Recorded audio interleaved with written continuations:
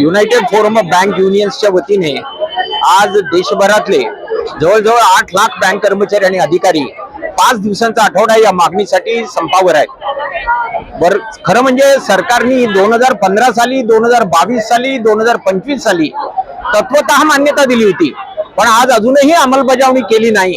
त्यामुळे नाईलाजाने बँक कर्मचारी आणि अधिकाऱ्यांना आज रस्त्यावर उतरावं लागतंय। आम्ही यूएफबीयूच्या वतीने बँक ग्राहकांची माफी मागतो की त्यांना आज गैरसोय होते, पण त्यांनी हे लक्षात घ्यावं की वित्तीय क्षेत्रात LIC, reserve bank, NABARD, Exim bank सगळ्यांना 5 दिवसाचा आठवडा आहे। बँक कर्मचाऱ्यांनी काय घोडं मारलं म्हणून त्यांना हा 5 दिवसांचा आठवडा लागू करण्यात येत नाही।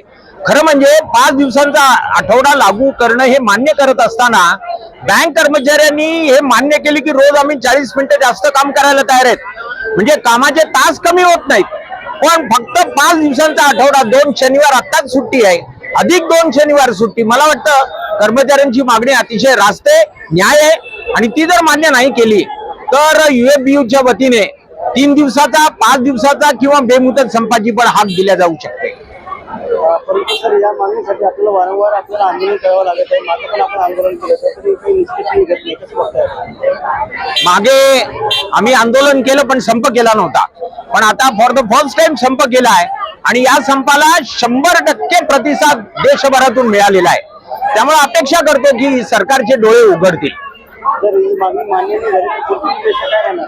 पुढचे आणखी संप, आवश्यकता पडली तर बेमुदत संप, यासह सर्व आंदोलन कार्यक्रम हाती घेण्यात येईल।